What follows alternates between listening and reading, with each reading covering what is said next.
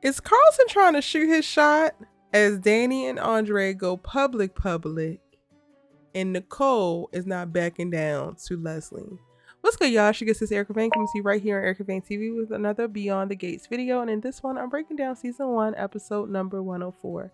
If you're new here, hit that subscribe button and turn your bell notifications so you don't miss out on any of my Beyond the Gates content and conversations.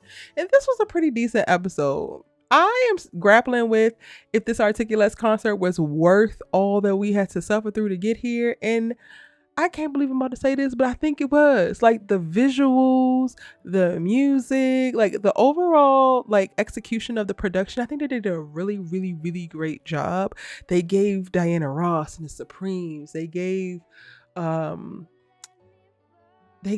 Black excellence in music. Like, I love the addition of the tribute to Barbara, the 4th member of the Articulates. Like, it was really such a beautiful culmination as they finish out the Articulates reunion show in this episode.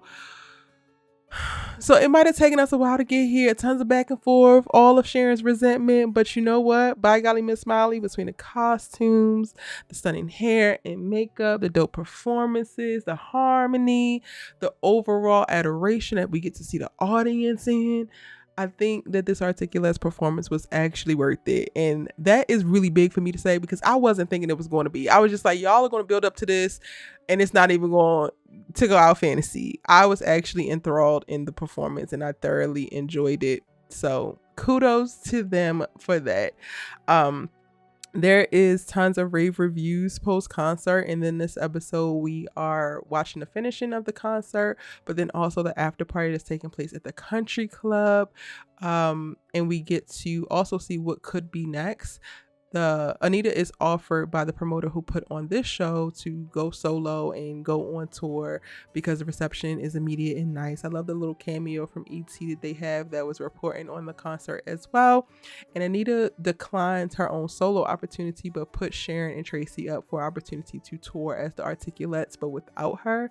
And they are going to, or they would like for her to change her mind. So we're probably going to see in the coming episodes them on this campaign to get Anita to change her mind. Anita, by the end of the episode, we see her back at the Howard Theater and she's struggling to kind of like reckon with the praise that she's received from pulling this off.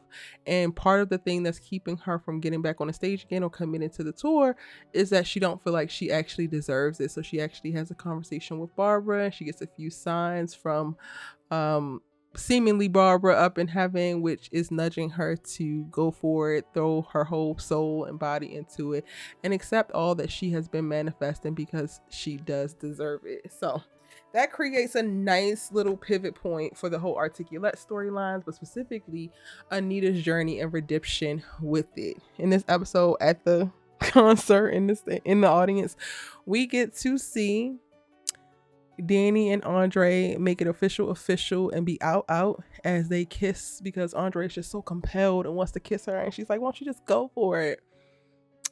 I fear it's still just a little too late. I am off the Dani and Andre train. I have beef with Andre. I don't know if I'm gonna be able to release it. I'm still watching, so there's that. But I wasn't excited, and I should have been excited as like the captain of that ship sailing and like pushing for it and rooting for it from the very beginning. I was not able to relish in it just because of all of the trauma I feel like I've been exposed to, and watching this man dote after that goofy ass white woman in all of these episodes leading up to. You feel so compelled. You were so enamored by Dani and all of her divaness and all of her presence, but then you also are gobsmacked by the random ass Wonder Bread white woman down at the hospital. Andre, you simple and inconsistent, and I don't trust you. I don't trust you as a man. You act like a little ass boy, and I damn sure don't trust you with Dani's heart. But alas, we're here. She gonna be all in. They have their moment. He gets to talk to Chelsea, who's basically clowning him at the after party, but she's accepting of it. Naomi, I don't know, y'all. I feel like she's on the fence, but she's struggling to process seeing her mom move on with this person. And I don't know. I really don't know what her position would be. I don't know if she feels the same about him as she does about Haley, which would be an interesting take. And I wouldn't necessarily be mad at it if she did take that take. She winds up leaving, doesn't go to the after party.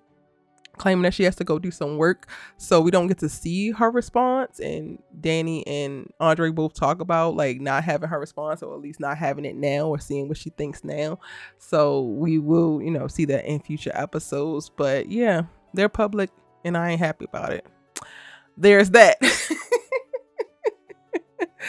Smitty comes to the concert, and while he's able to show up for Anita, enjoy the show, and even comes to the after party, even though he said he wouldn't, he's not taking too many leaps forward too fast, as Martin wants to, or does, apologize profusely and like leans in. He puts up a little bit more boundaries and barriers of like, I showed up for your mom, I'm glad I did, she's a goddess, she's everything, and I appreciate you and I love you, but also no, like you literally lied to me.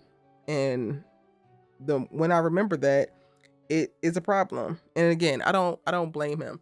Smitty is like the one redeeming white character that just has so much specificity and nuance.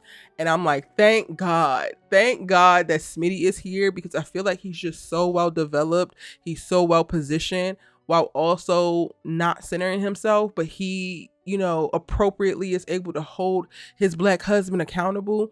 I think how they're navigating his internal dialogue and his internal struggle, like in the last 2 episodes, or when he talked to Nicole, he talked about the racial dynamic to the incident, and like, Vernon wanted to protect him, and then he alluded to like his internal struggle of understanding the racial dynamic to it. And they didn't dive into it, but it led me to believe that they could potentially touch upon what it is like for a white partner to navigate racism when it's thrown in their face, or when it's brought to their doorstep, specifically because they are in an interracial relationship, which to me is a very important conversation.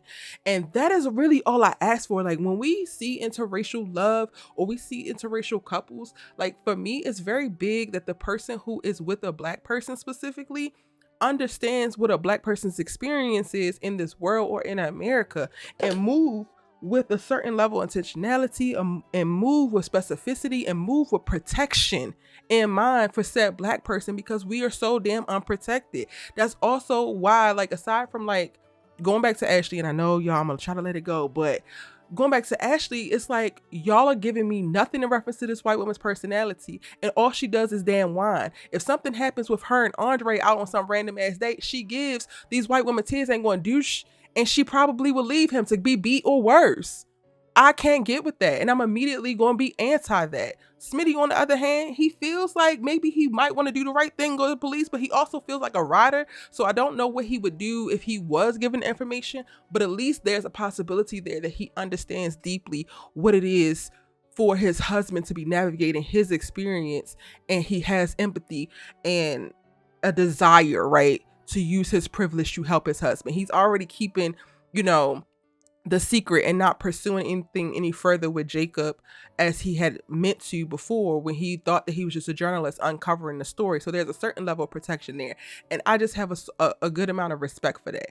Watching how Ashley navigates her interactions with Andre, where the ball is all in his court, she ain't gonna protect him no matter if anything pops up. Then looking at Vanessa and Doug, which I don't hate the Vanessa character. She's a hoe, but like I don't hate her.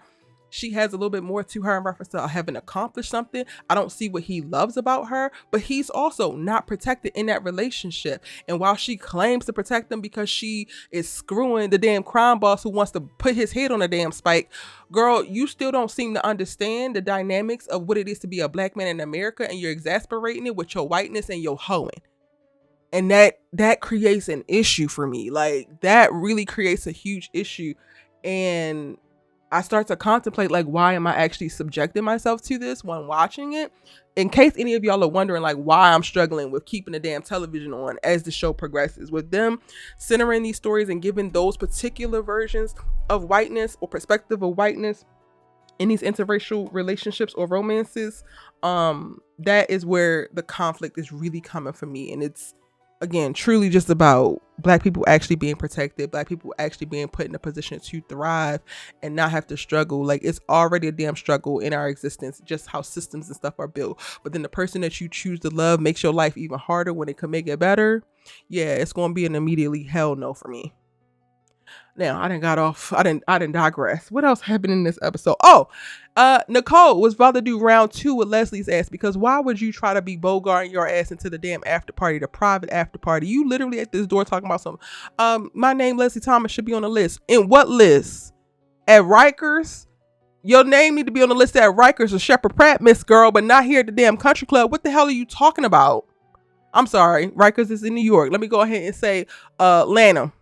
Yeah, that prison. Absolutely. The feds. Anyway, Eva, girl, your little double agent playing both sides ass can kiss my behind, Miss Girl. Because as soon as Cat shows up, you got the animosity on your face, the scowl in your grill, as if she's dead wrong for calling out your goofy ass mama for trying to intrude upon this private ass party while she's still holding animosity. Your mama claims to be a fan of the Articulates, but when y'all wind up at Orphe Jean's, because what? You get your asses tossed out, as you should. She's talking about, oh, Rosalie back to the Duprees, and Anita just made that thing about another woman who lost her life tied to her.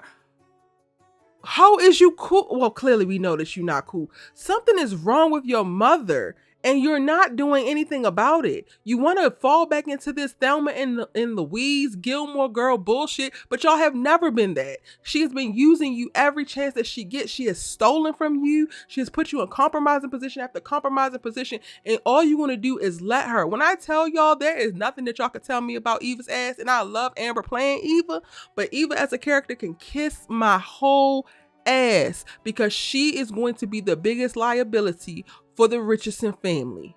And while you claim that you want to have a relationship with your father, mama, please stop making it so hard for me to have a relationship with my father.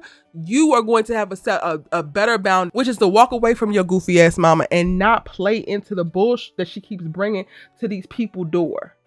But you won't do that, so y'all will continue to suffer, and I will continue to not have no damn sympathy for you or her. Period. Thank God we ain't got no Tomas. We haven't had him in a few episodes. Hallelujah. Now, before I get on out of here, what we are going to talk about is the egregious ass Nurse Baddie comment that Andre made a few episodes ago, because the real Nurse Baddie entered the chat in her green ass bandage dress. Absolutely, Shanice. Absolutely. Step on necks. Absolutely turn heads.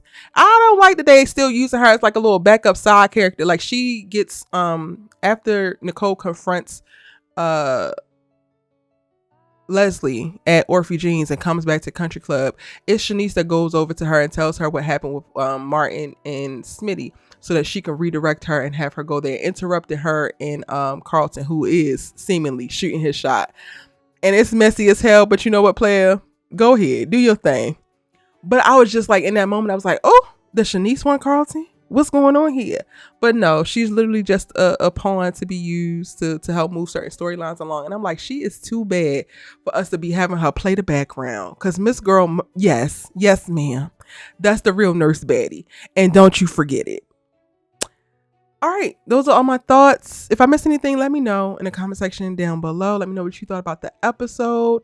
I also will be doing it next week on to talk about the rest of the episodes from this week, because I am finally caught back up with my Beyond the Gates breakdowns. I thank you guys so much for your patience. As I've been slow to post and dealing with a lot personally. Again, I will have a video, if I don't already have it up, on my personal channel explaining what's going on, so that it provides a little bit of context for everybody who's wondering, who has been questioning why my voice has been the way it is, or why my energy might be low, or even why I'm not on camera as much as I would like to be. That will be discussed in that video. And again, I thank you guys so much for your continued support.